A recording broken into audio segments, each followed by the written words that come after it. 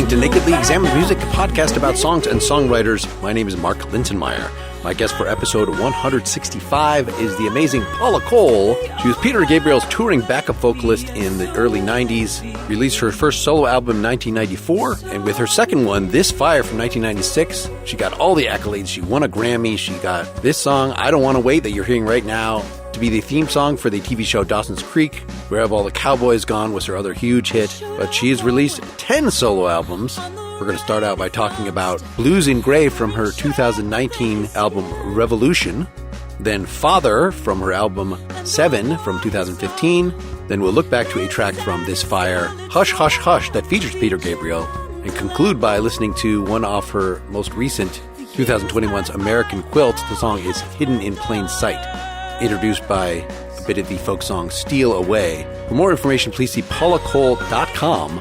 For more about this podcast, see nakedlyexaminedmusic.com. Make sure you are subscribed directly to the Nakedly Examined Music feed. Or if you really like what you hear, you can get the ad-free feed through patreon.com/nakedlyexaminedmusic. It will also get you access to my extensive song notes for all the recent episodes.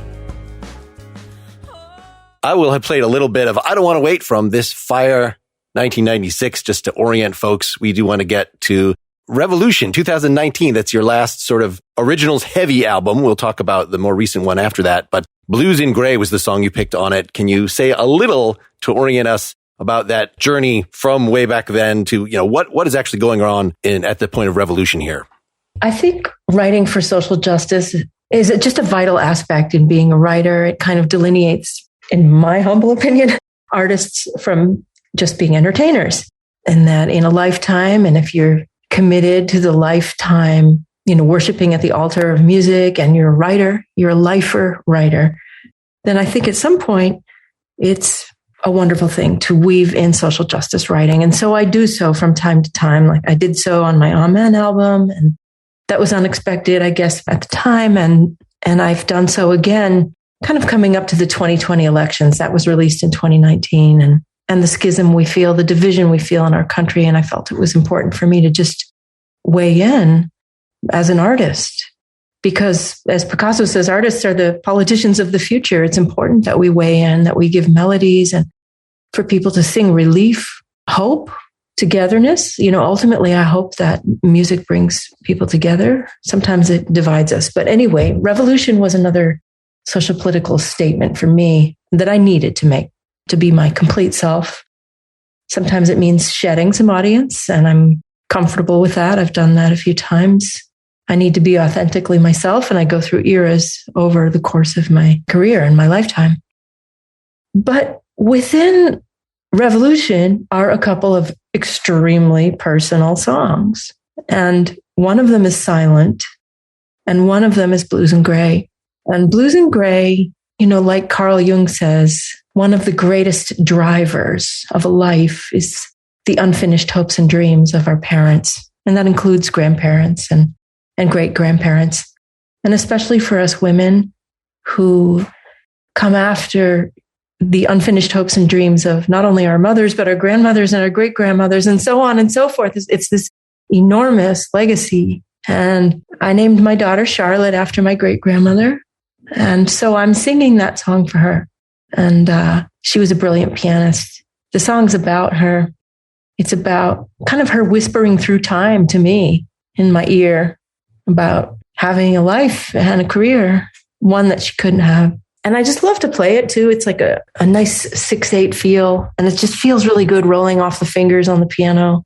I'd love to play it live. She was a beautiful pianist, so I'm kind of playing the piano for her and extending the dream and hopefully giving some completion to her unfinished hopes and dreams.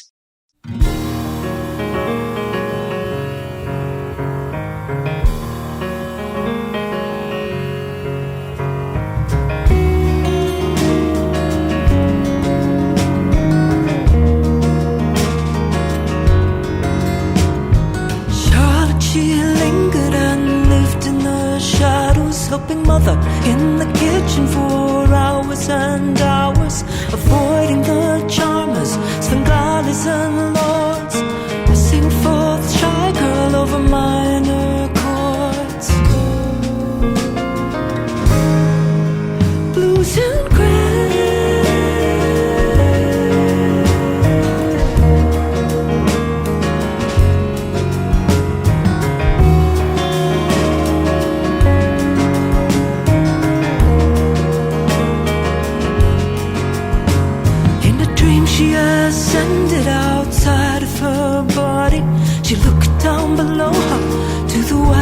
worth of cotton, and she realized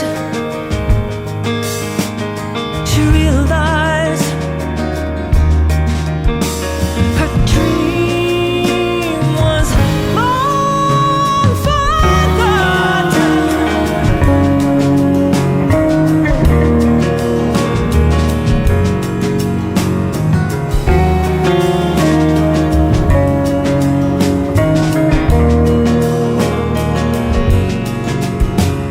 She peers out a mouse hole to an alternate world, to her great-great-granddaughters behind her, and she whispers,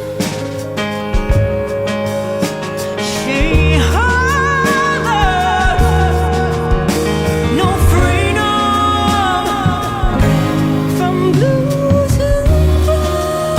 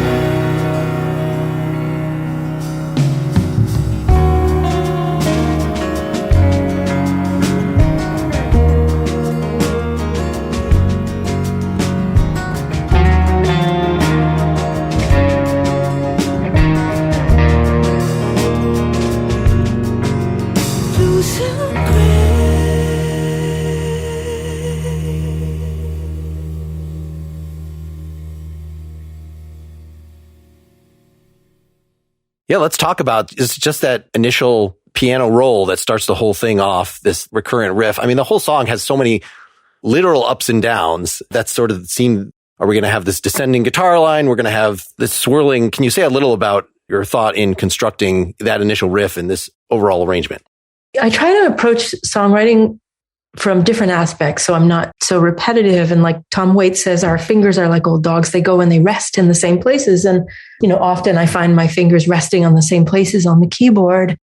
I do try to vary that. But with this one, my hands did go like old dogs to the same places. They went to all the black keys. It's wonderful to play pentatonic on the black notes on the piano. It's really tactile and fun. So it's like in an E flat minor. And it's one where I kind of rarely stretch out and solo on piano because I'm diffident as a pianist. I feel like it's a lifelong mission to be a better pianist. I was never as good as my sister. Maybe that childlike inferiority complex still weighs on me, but I feel like I always could be a better piano player. So I pushed myself to stretch and solo out on that. And my hands went to the same places, but they came up with this 6/8 riff that it's like rolling. It feels like rolling green hills. And I love what Chris Bruce added on the acoustic.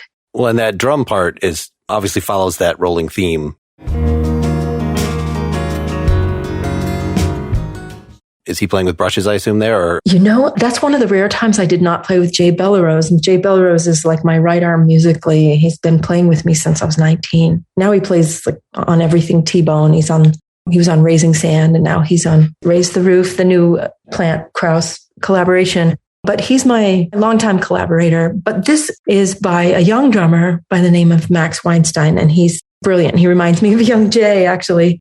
Yes, he's just so beautifully picking up on that, the 16th notes. And yeah, that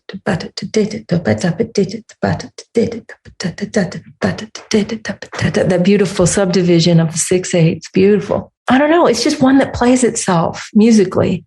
When you're working out the arrangement, I mean, like that descending guitar line, doon, doon, doon, like, are you kind of singing instrumentally at them to sort of suggest parts?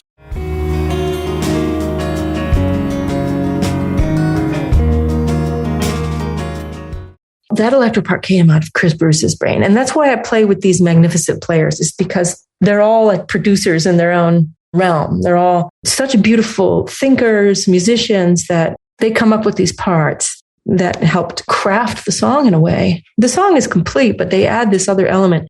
And talking to the audience, I tell them about my great-grandmother, Charlotte. And I ask them, like, do you have a mother or a grandmother or a great-grandmother with unfinished hopes and dreams? And they all do. They all feel very connected to that. And knowing that those of us who do have a voice today are fortunate. I remember Joni Mitchell talking about that in interviews, seeing her mother kick the door. She was so frustrated she didn't have a voice in the world. Her grandmother's dreams never fully fleshed. And that led to Joni putting her daughter up for adoption and dedicating herself to the career because it was just too hard. It was just too hard. And she had that rare opportunity of having a career. And so I know that I have a rare opportunity.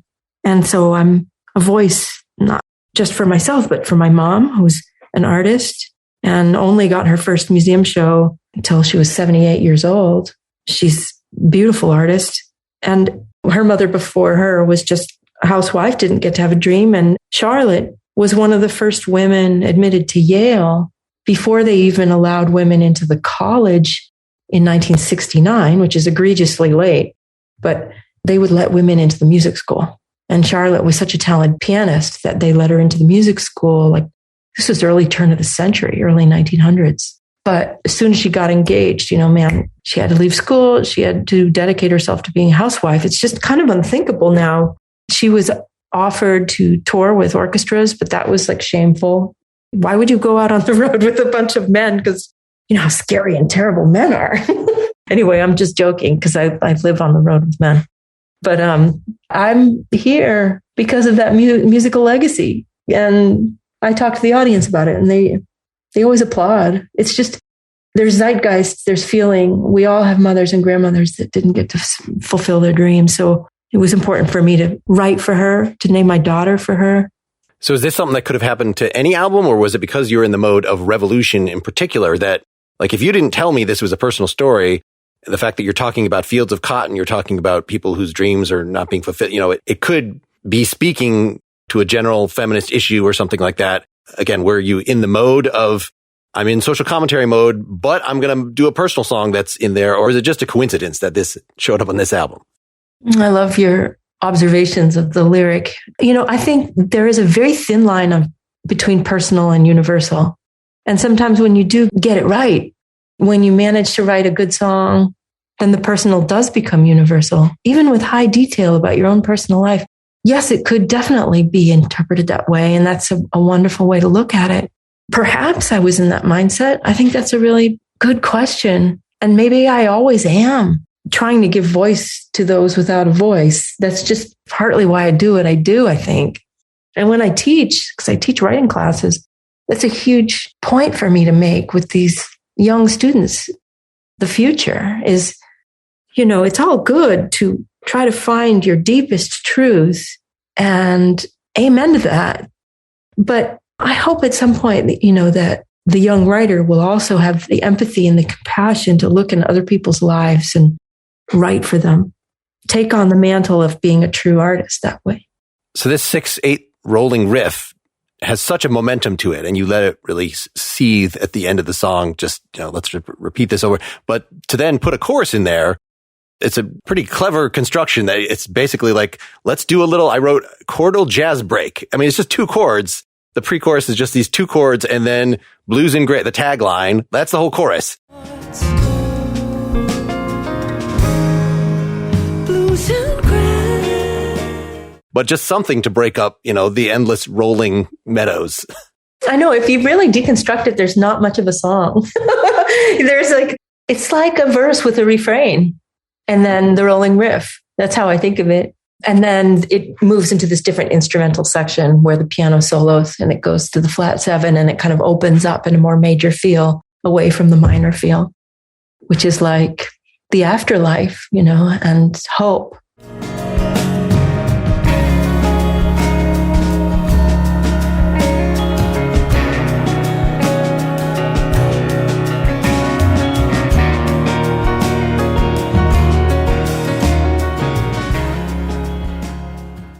Okay, so that's what this whole end of this song, I mean, it's over a minute of returning to those two chords and then opening it up, as you say. And I put arpeggiation soup. Like there's more guitars in there. There's not a banjo, is there? There's at least a lot of arpeggiation going on, and you're sort of matching it with piano. So it just becomes this very thick texture.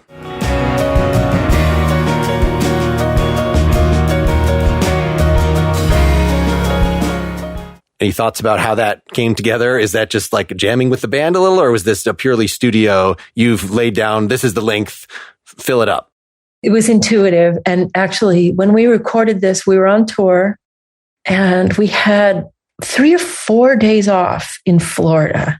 And I'm thinking, okay, well, we can fly everybody home. Or what I ended up doing was renting an Airbnb house in Clearwater. And we went into a studio because I had some song ideas. These were young song ideas. And they heard my demos, which is just me at the piano live, like into my cell phone. That's usually what I do. I send my live cell phone recorded demos, unless I want to get fancier. And then I use Logic and put a few more things on. But usually it's just live. And we went into a studio in Florida.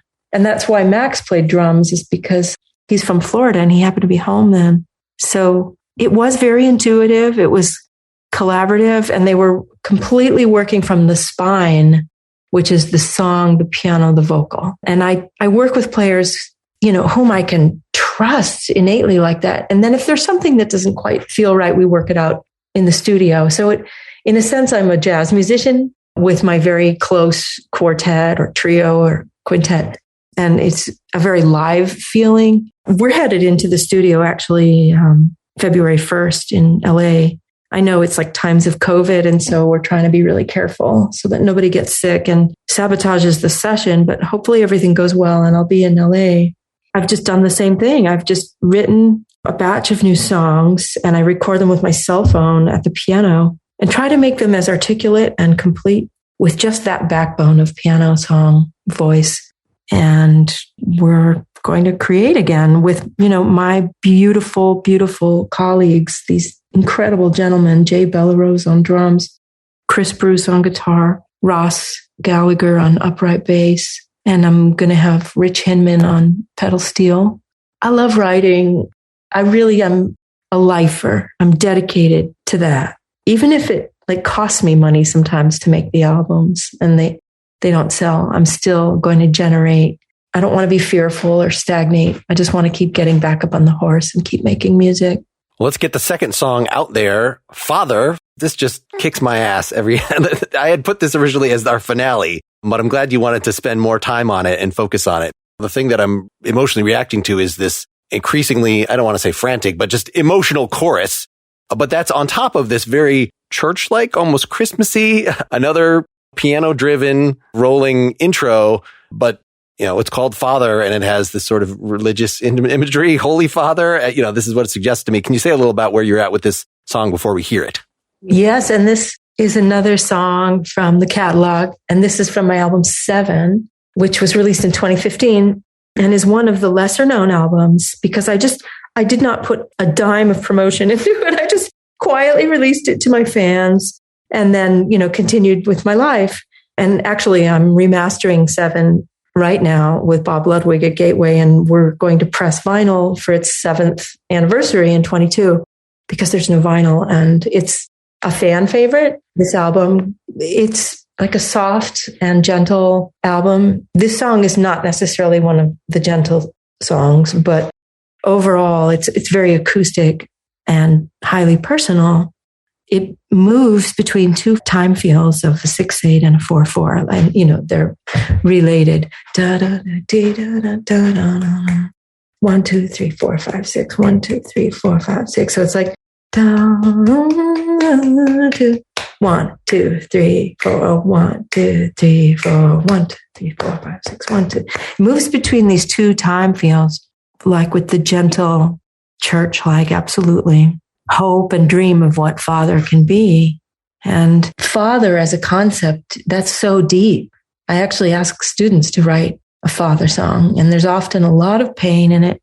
And it makes sense that we look to religion and spirituality with a father figure because it's often so lacking in our reality, a positive one. Now, I'm so fortunate to have a strong, dedicated father. He raised me as the son he never had. But I write this song not for him, but for my daughter's father. And there was a lot of heartbreak in that. I've written a lot about it. I've spoken a lot about that.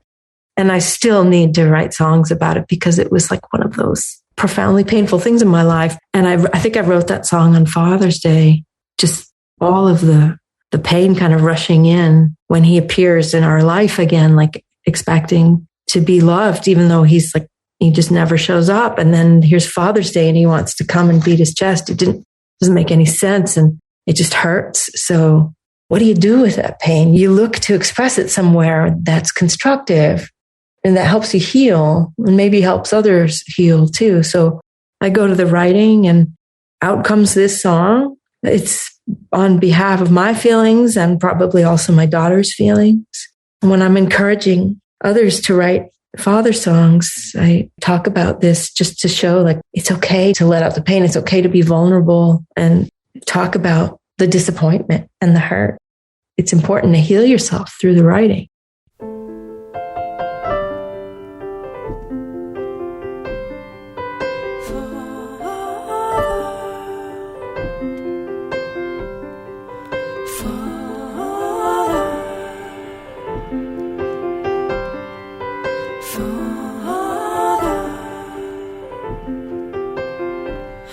Father is a blackout.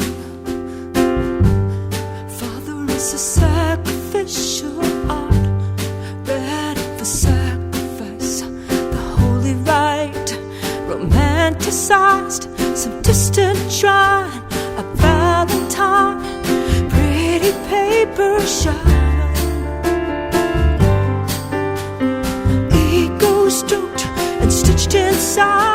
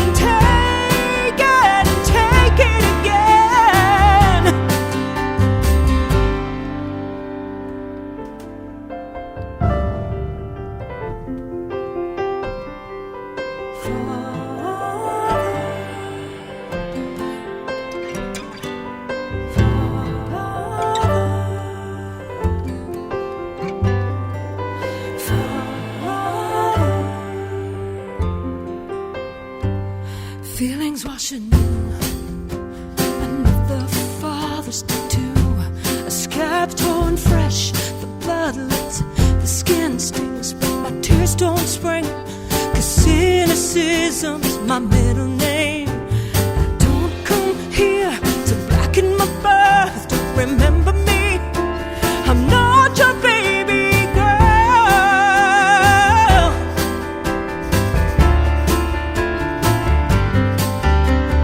Take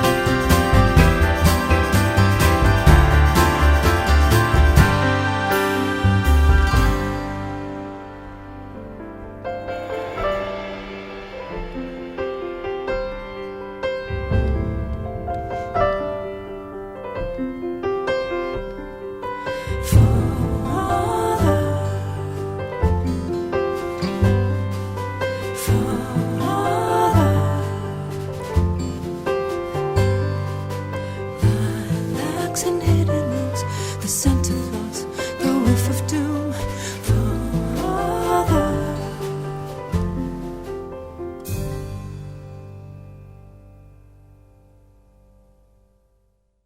So that's funny that this starts out with the healing. Like we're going to, we have the nice I'm in church piano part, and then we open it up very subtly that this verse that establishes. I had written even Fleetwood Mac somewhere in here because there's some of the time there's kind of a muted guitar, because it has that propulsive 4/4 thing. Just trip you out, just get you out, to turn to your karma, live another life, be the daughter, be the wife. But then combining that with the Christmas thing and then with this chorus, that's just a great progression through the song. Did you have any thoughts about that structure, or, how many times am I going to go back to the verse, or any thoughts about how you put those pieces together? I understand the Fleetwood Mac reference. That's an interesting thought. I think with the repetition of the chorus at the end, I can hear it like with the way there's a tambourine that comes in that accentuates like the double time, like the 16th note of the 4/4. I get it. And like the electric guitars and the background vocals coming in. But it's like we take it and take it and take it again. It's just growing and growing, and it like something off of Rumors, I guess. Do I think of sections like that when I'm writing? Not. So it would never be the case that you just like, oh, I had this chorus from another thing, and let me tack this on here because I didn't like the rest of the song. That it's all more organic than that. Yeah, I would say I'm more in the flow. And lately, what I've been doing is writing not so much journalistically with ink and pen or pencil and paper. I'm going to my computer keyboard because I'm a fast typist, and I find it's just much more immediate. Like the typing speed is fast. So I'm able to not be so ponderous or analytical. I just fly, like my fingers fly, and I'm plugged into my subconscious. And so my lyric writing is much more fast now because I've moved out of pen and paper. Sometimes I do lyrics first now. I like to approach songwriting from different tangents, different vectors, so that I'm varying my approach. So I'm not too redundant. So that's everything from different keys to checking in with my tempos, my time signatures, like that mechanical stuff for sure. And then I look at the album. Once I choose the songs, like sequencing is so important to me. What are the keys? What is the feeling of the lyric that moves into the next song? My sequence is vital. What's the journey of the listener? Is there a protagonist in all of this album listening? And what is the journey of the protagonist? How does she start or he start? How do they end? Where is the listener at the end of this album? And then as a writer, sometimes I'll try to write from melody first, like Burt Bacharach, and force myself to stay away from harmonic instruments, and I'll go on walks and I'll keep time with my footsteps, and I'll sing to myself like a crazy person, and I'll sing melodies and I'll sing in time to my footsteps. And I try to craft a melody that way and then bring it back to a harmonic instrument. And I try sometimes to write in an AABA old fashioned style. I just did that for the new album that I'm working on. So do you remember with this one, what was the sequence? This does look like a literary sitting at the keyboard stream, but does that mean that there's a laptop on top of the piano? Because it also sounds like I started with this piano riff and got your imagination going on that. So what was the actual sequence? Is it you get some of the musical material out, then write the lyrics, and then finalize the music? Do you remember with this one? I think it was pianistic. And then intuitively, Father came out as I'm playing. Sure. So that was like the lightning bolt, right? That intuition process. So I knew, okay, aha. And then I don't know why. Sometimes like the Police, they would play with feels. Like sometimes they would be playing the upbeats on an intro and you didn't know where the one was. And then they'd hit it and you'd realize, the one is in a different place than you thought. So cool. I love that.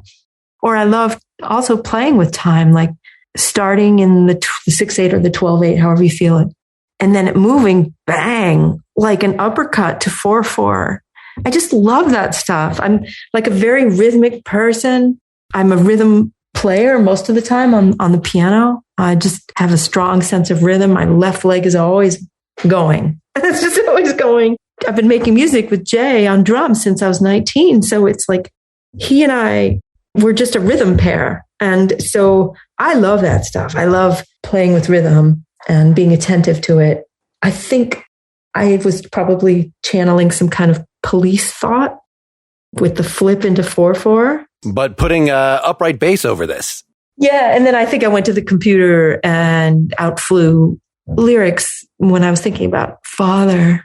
And it was also like a painful time around Father's Day and my daughter's father appearing out of nowhere.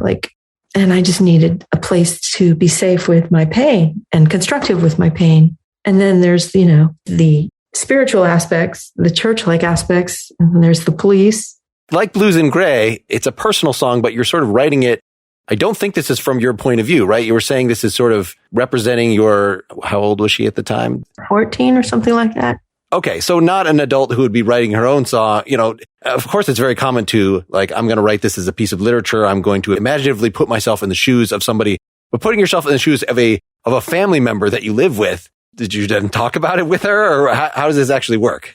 I mean, I guess when you're a parent, you really feel your child's feelings so deeply. It's like they're your own. And she and I have been a you and me club for years after we went through that painful time. So that anything that happens to her, I feel like it's happening to me. And there's so much in that. I felt hurt and I know she felt hurt. And I speak in my music. I do it kind of symbolically. And sometimes it's even hard to comprehend. Like people ask me, what do the lyrics mean? Because they're very poetic. It takes some reading a little bit. And what comes up for me is when I wrote Hush, Hush, Hush, and I know we're going to speak about that more, but that was my first song that was covered by, a major artist. So Herbie Hancock and Annie Lennox covered Hush, Hush, Hush. And Herbie called me from the studio they were recording in London because they didn't know what the song was about. Because I was too cryptic about the poetry of my lyrics. And once you know, it's very obvious. But if you don't know, sometimes it takes almost a poet's interpretation. So I feel like Father, there's enough poetic license in there that affords me some privacy. That's insane because I write such personal things and yet songwriting feels so private to me. And then I put them out in the world. So it makes no sense and it's insane, but it's just like performing. I'm up there on a stage and yet I feel I'm in my own bubble. It's the weirdest. Let me ask you how that translates into the vocal style you choose on a song, because your voice is very flexible and you could sing exactly this chorus in a very operatic, but you chose that, no, the chorus is going to be pain. It's not your most straightforwardly virtuosic vocal performance. It is all about the feeling. And then you're almost whispering some of the verses. It's the kind of thing that, if I do something like that, it's usually because I've written the song right then and I'm recording it right then. But I assume you did that for the demo and then months go by and you actually record this. So has it become sort of a piece of theater in terms of choosing how you're going to sing it? Or is it always the same from the demo? With this one in particular is what I'm asking. I didn't think about how I was going to sing it. I just sang it and I feel connected. It was later, my producer's brain thought, I'm going to put a lovely harmony on that. And with a good amount of reverb to give it a church-like feeling. And, of course, it's on the word Father, so it connotes all this other meaning. But that was more of my post-writing producer's brain. And when I sing it from an honest place or an angsty place. I do feel that that's part of my purpose is being a truth teller. And it's not comfortable for me or for the listeners sometimes. It's not necessarily the most successful path. I'm not going to be a happy entertainer up there. I'm a truth teller and it's salty and it's intense, but that's just who I am. I'm a wound picker. I'm someone who rips off the Band-Aid. So yes. And with acoustic bass, I think you had mentioned that band is Jay Bellerose and Dennis Crouch on acoustic. They are the rhythm section with Raising Sand. And Dennis, he approaches upright he's playing in Muscle Shoals or like James Jamerson, but on upright. He's so soulful and swinging. but on upright. And I love upright. My dad played multiple instruments, but he was bass player. And I grew up with an upright in the living room. And I just love the instrument. Since that album in 2015, I've not gone back to electric really. Like I tour with an acoustic bass player now. Just to make it more equipment to haul around. I started on upright bass, so I hauling that thing around in a Toyota. Oh dear. Well, bless your heart. You know, what we do is, much to the chagrin of my bass player, Ross, but we rent in every venue, in every city. So it's really important for him to, rush to sound check and like get to know that bass. So he's got his hands all over the bass. And it's always the question, do you like the bass? So no, I mean, a real acoustic, it's like a woman. It's a soul. It's breathing and living and gorgeously acoustic. You can bow, arco. It's percussive. Sometimes he covers the 2 and 4, with his fingers on the body of the bass. I just love it. One more little structural question before we move on to the third song. Adding the sort of extra lilacs and hidden rooms, scent of loss, whiff of doom, that you put this in the middle of, we're repeating it's not the chorus is take it again, but the father, what you started with, but you put this extra sort of little verse over that, but it's a little understated. I mean, it's the whiff of doom. It could be, can you say a little about just your choice of, I can't just say father, father, father and have the piano noodle around and then wrap it up. You have to put this little thing lyrically to wrap it up. Lilacs and hidden rooms, the scent of loss, the whiff of doom, father. Yes, at the very end, it's taking me into something sensory, almost like a funeral parlor with memories and smells and death. And I love writing, so I love to add, something unexpected at the very end to leave off on the song with something new or something unsaid. Or I like to vary a chorus lyric so it gives the listener more. It gives you more of the story. I was feeling connected to loss so profoundly that it's like I opened a door and we are in a funeral parlor and we close that door again and we end the song. So something like that. It's just a window to a feeling. We've got one more song to discuss in detail, but before that, let's stop and do the ad break. For I must tell you about the Nebbia by Moen Quattro Showerhead to transform your showering experience.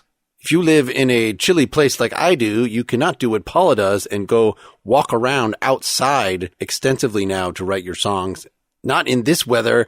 You need to do it in the shower. So why not upgrade your showering experience and save a lot of water in the process? Quattro is the world's best high-pressure, water-saving shower, and starts at just $119.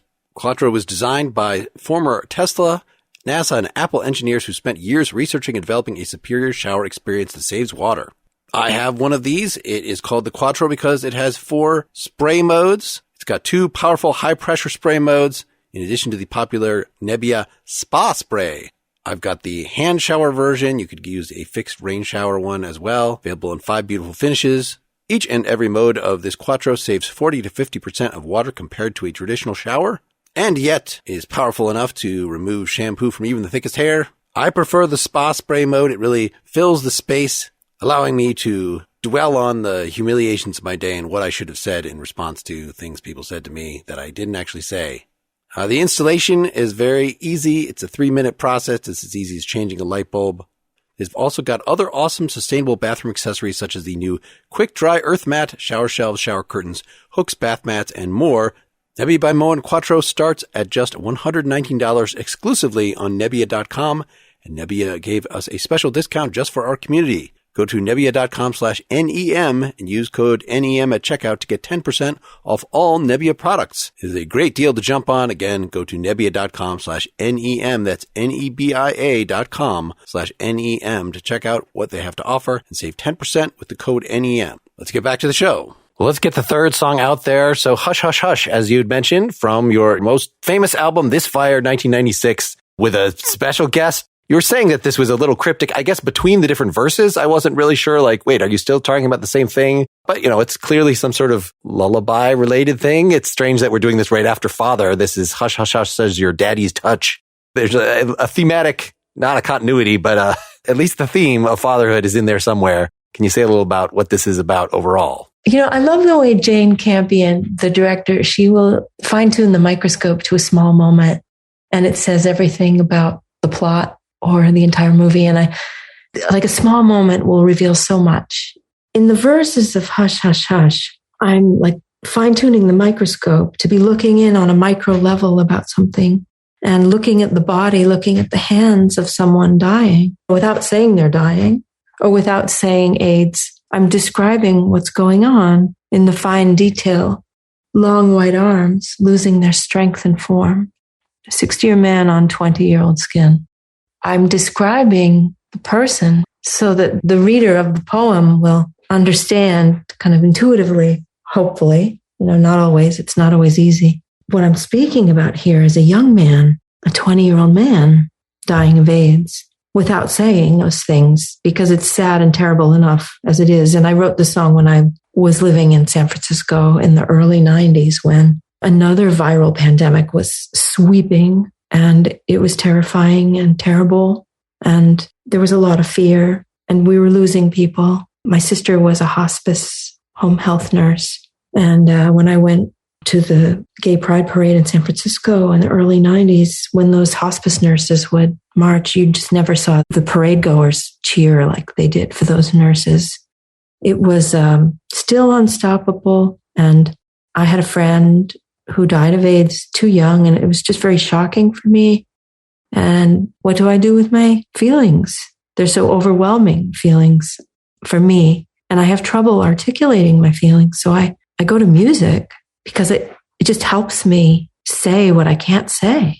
And so I wrote this song. I was living in a loft over a gas station at the corner of 17th and South Van Ness in San Francisco. I had 3 roommates and we would separate our living spaces with curtains.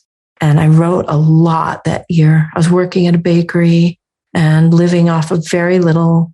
I would eat half a burrito for lunch and half a burrito for dinner because it was $2.15 at the local taquerias in the Mission District. So I could get like a bean and rice burrito and fill it with salsa and just live very economically. And I really dedicated myself to my writing at that time. And I was highly generative. I wrote a lot of music then, everything on Harbinger and even Where Have All the Cowboys Gone, which hadn't come out yet, and Hush, Hush, Hush at that time. So I wrote that because I was struggling with my feelings, and those verses set the stage of what's going on. And what's going on is that it's not just the death of the young man, it's the estrangement he has experienced with his family, with his father specifically, for being gay. And now he's dying. And there's an opportunity for the father and the son to come together. And so they do in this song. And that's the part that I added, the poetic license I added to my song. I made it more than just about losing my friend, but about the coming together between a father and son and choosing that, reconciliatory moment. And then I have the father personified by Peter Gabriel. He comes in on the bridge. And I had been touring with Peter in 93 and 94. I was singing with him and singing like all the background parts and the duet parts on his Secret World Live. And we did some festivals like Woodstock and, festivals in just all around the globe. It was incredible. I was 25 and I was seeing the world and I was his singer. And I learned so much, but I also learned that I really didn't want to be a backup singer. I wanted to be my own person and my own artist. So I concluded that in 94. I think we concluded with the 25th anniversary of Woodstock, and we closed Woodstock with Biko. It was profound. There were 250,000 people there with candles. It was just an incredible, incredible moment I'll never forget.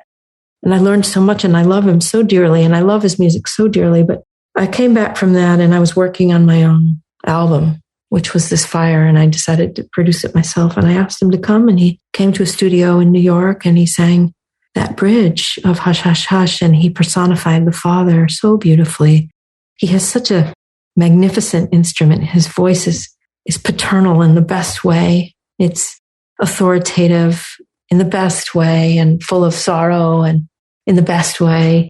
I love him, and he did such a beautiful job. And then the outro of the song it does feel like, well, we're going to the heavens now. It feels like a movement to the afterlife. And we move into a whole other chord progression of major sevens. I'm cycling these 4 major 7 chords. So it feels very ethereal and swirling.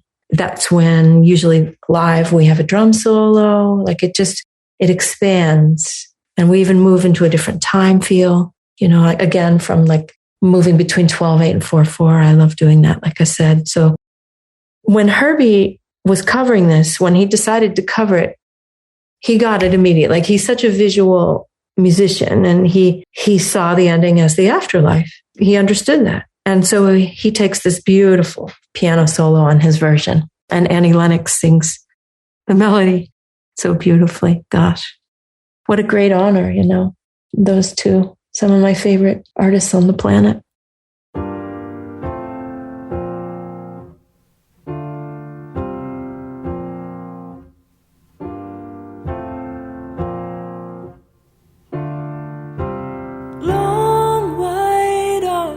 Losing their strength and form, 60-year man on 20-year-old skin. Skeleton, your eyes have lost their warmth. Look to your father for some support. Hush, hush, hush, says your daddy's touch. Sleep, sleep, sleep, says the 100th sheep. Peace, peace, peace, may you go in peace. Cruel joke, you waited so long to show. The one that you wanted wasn't a girl. All your life you kept it hidden inside. Now when you step, you stumble, you die. Hush, hush, hush, says your daddy's touch. Sleep, sleep, sleep, says the 100th sheep. Peace, peace, peace, may you go in peace.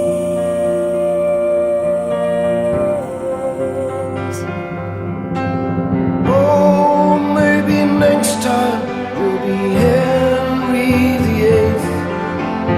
Wake up tomorrow and it's under the grave.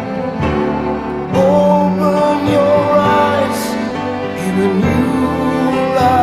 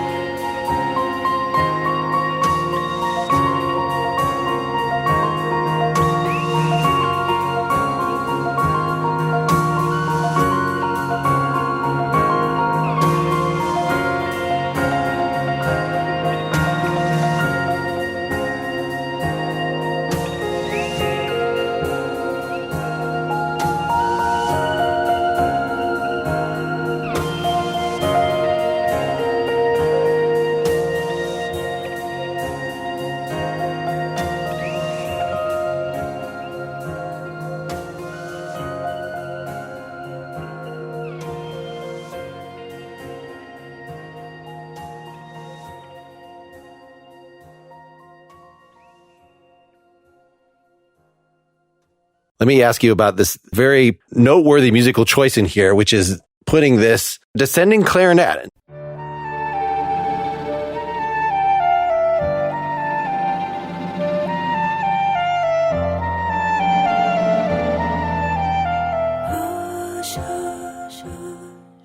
That really makes it a very otherworldly. It's not warm in the way, I don't know, is that the symbol of death? Where did the idea even come for that particular sound at that spot? I don't remember where that idea came from, but I do know that like my clarinet is it's like my cameo. It's my Alfred Hitchcock cameo.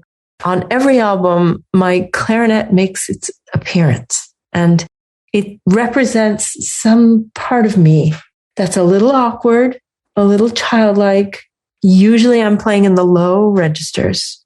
But on this one, I was playing it more like an oboist, like a classical melody. And it's at the top of its range. So this one kind of kicked my ass. I had to have the tight embouchure and hit those high C's. But I feel like it's more of a classical motif for this song. That's all I can say. I don't remember where the idea came from. I just know that I need to put my clarinet like a little icing on every cake I bake. No, I think you've answered the question. I didn't realize that was actually you playing the clarinet. So the fact that that is something that is in your back pocket that you can pull out if like a piano riff just isn't going to do, it's your equivalent of the harmonica. What a lot of guitarists will pull that out and just put that on one thing. But just having a single note, whether it's woodwind or brass or whatever, but instrument to be able to put out as a substitute for your own voice when exceptional circumstances occur, I guess so that explains it rather than let's get in somebody, put an oboe there. It just seemed kind of out of left field, but knowing that is actually part of you, then that makes a lot more sense. Sure. And now I'm asking myself, okay, where am I going to put my clarinet on this next album? I don't know yet. It's kind of fun. It's always like a little fun thing I do, kind of tuck it in somewhere. So going into the second verse, this big, thick keyboard shimmer comes in, which the fact that Peter Gabriel is involved, that's kind of what I associate. I listened to his Passion soundtrack just, down to I would say I wore it out, but it's a CD. You can't really do that. But yeah, those choices of like what thick synth, what is the warmest possible sound that I could bring in here? Yeah, what is your sort of philosophy on that? Do you bring in somebody or it's you browsing through the patches, deciding which one is going to fit the bill?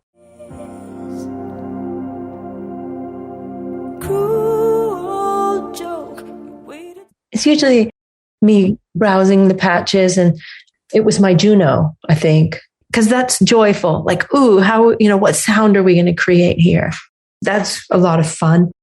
And also we wanted that bridge to feel kind of angelic and important, and it goes to the major, and in comes Peter's voice, which is so commanding and gorgeous.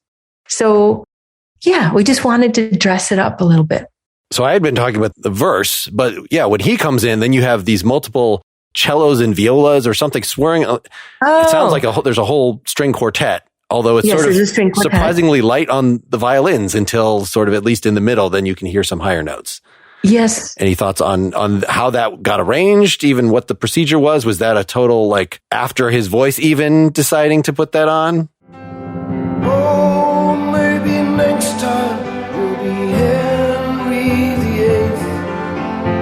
Wake up tomorrow, Alexander the Great. It's a string quartet, and it was very simple. We did it quickly.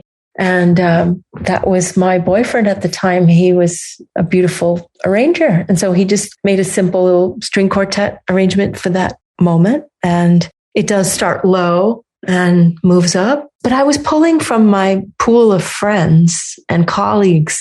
I had gone to Berklee College of Music and met a lot of incredible people there. So I pulled on their talents, and he made that lovely string quartet. Well, that's real dedication to a scene within the song. Usually if you've bothered to gather string players, like they're at least going to play through the whole song, but to say, no, this is just this little part we're going to highlight. I don't think they show up elsewhere. I did not specifically listen for that, but. No, they didn't. Okay. It was just that one little bit. Yes, it's dedication to that moment of the album, moment of the song.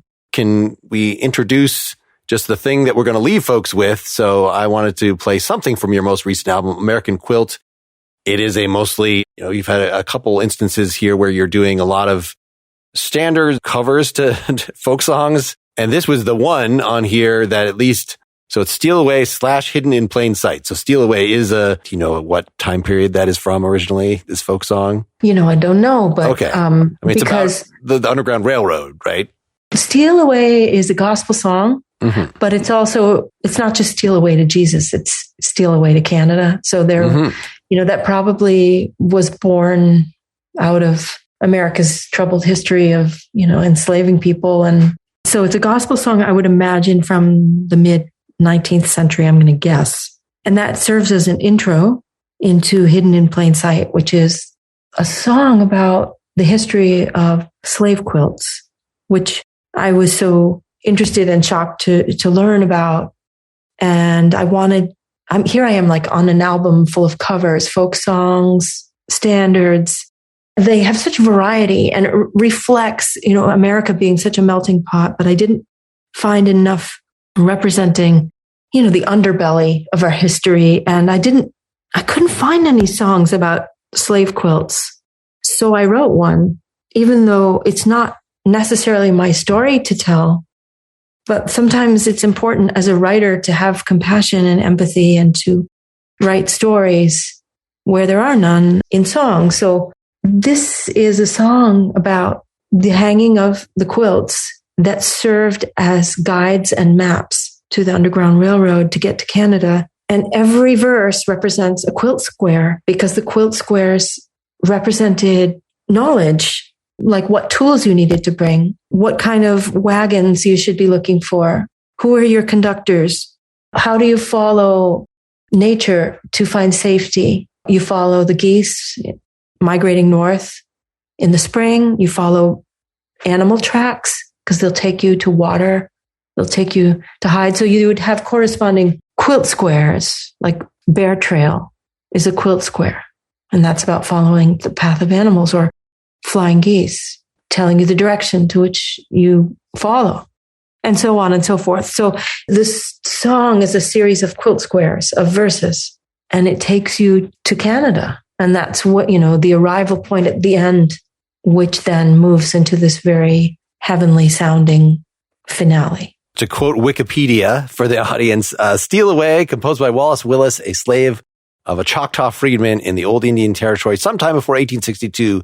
And according to this is one of many songs with hidden codes to give folks hidden messages for slaves to run away on their own or with the Underground Railroad. So the fact that, this was supposed to not be overt, but then you saw that and you knew the context and you're like, no, I'm going to expand this and write a piece of historical fiction to, make this into an 8-minute epic. That's real dedication to not just honoring the folk tradition, but making explicit what was already sort of in the purpose of it. Well, thanks.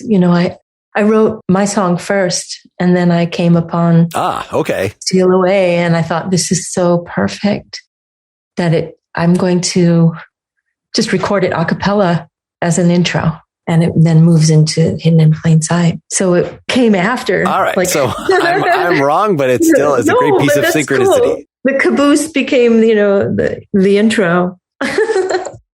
Well, thank you so much for doing this. I really loved going through your stuff. Of course, with the Peter Gabriel Association, he's just one of my favorite artists growing up. And I hear so much of that spirit of the arrangements and the warmth and just the independent spirit in your stuff as well. And was just so overjoyed to have discovered these later albums that, I, like most of the world, was aware of your earlier stuff, but didn't even know this was a thing. So I'm glad to be able to play some small part in getting the word out. I appreciate that. I've been kind of prolifically dedicated to my process, and I release work, every couple of years now on my own label, although BMG is distributing me right now, but I'm dedicated to it. I just want to keep on the path of being an artist. And I don't care if one is successful or not. I'm just going to keep expressing my truth. So thank you for that. All right, here it is. Steal Away / Hidden in Plain Sight from American Quilt 2021. Steal away, steal away,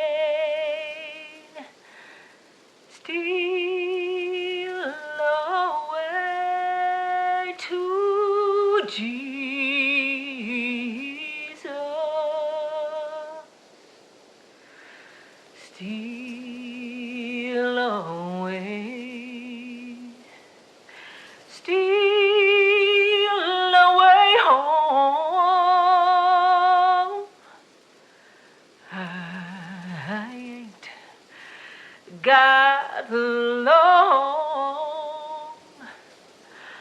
to stay.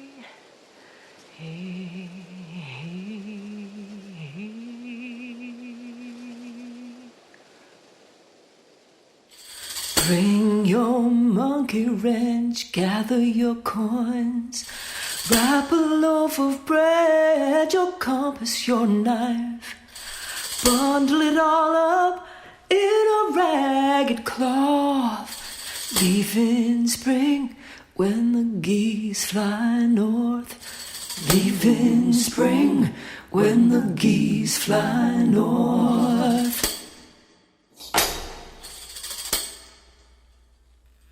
Ozilla hangs the laundry out to dry. She hangs 10 quilts one at a time. Memorize the pattern to make your way to the other side, to Canada, to steal away. To the other side, to Canada, to steal away.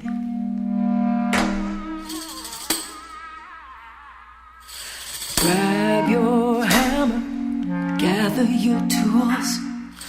Look for your conductors to lead you.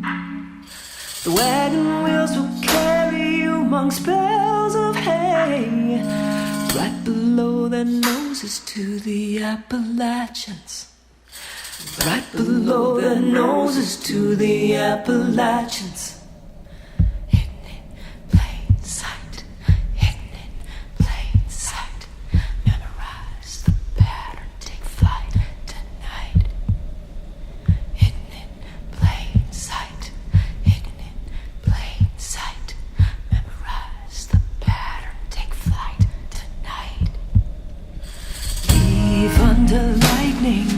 Brightening your way, keeping the wicked ones hounds at bay. Don't walk a straight line, it'll give you away. Double back and walk a drunkard's path, keep safe. Double back and walk a drunkard's path, keep safe.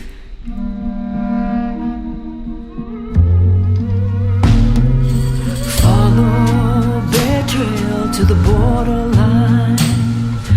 Walk the path of animals to water too high. The geese will lead you north and lead you to home, toward the setting sun to Cleveland. Toward the setting sun to Cleveland.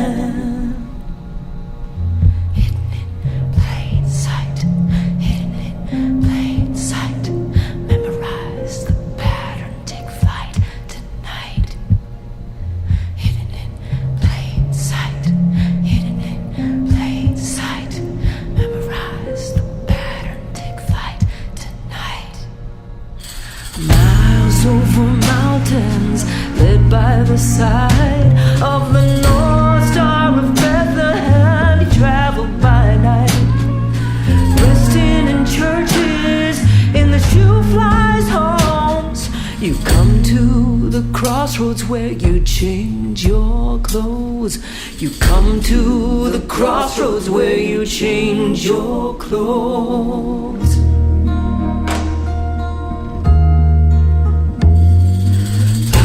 The rags, you put on bow ties. Bonnets and ribbons are a fine disguise. Ferry off to Canada, unpack your box. Sing of the carpenter, sing low sweet chariot. Sing of the carpenter, swing low sweet chariot.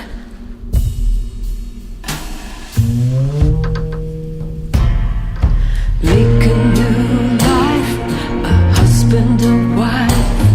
Your great-grandchildren will know your sacrifice. Remember Roselle and the quilt she sewed. She showed us the map of the railroad. She showed us the map of the railroad.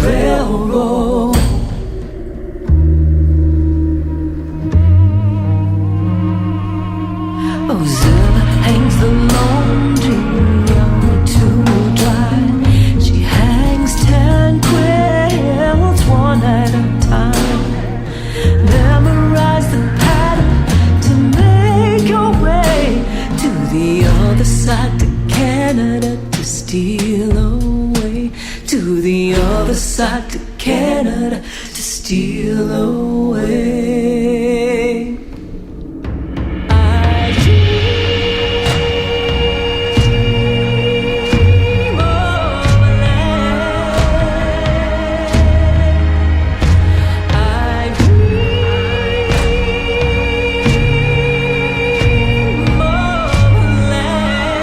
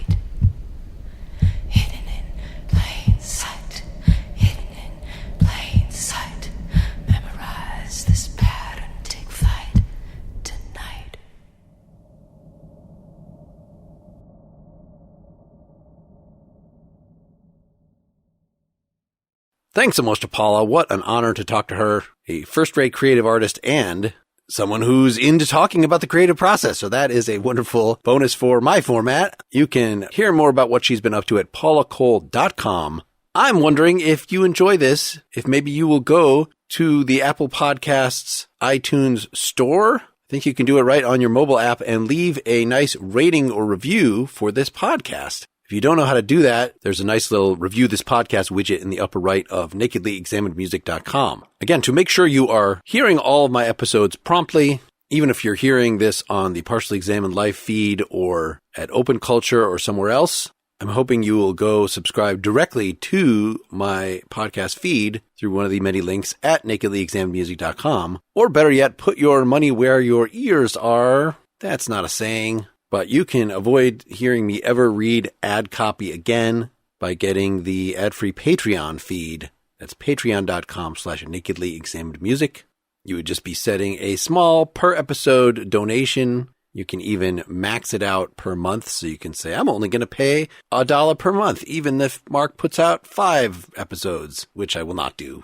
But theoretically, if I were to get enough support, I would go back to recording these every week rather than every other week. But it would have to be a lot of support. Anyway, I hope you patronize Paula and my other artists who likewise do what they do for the love of the art, but always appreciate your tangible support.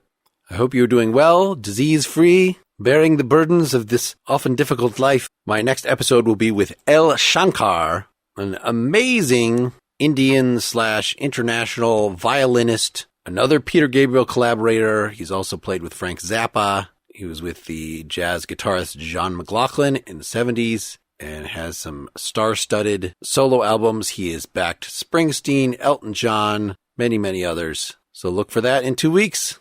Keep on musicking. Until next time, this is Mark Lintonmeyer signing off. So open up your morning light and say a little prayer for us. You know that if we are to stay alive, then see the love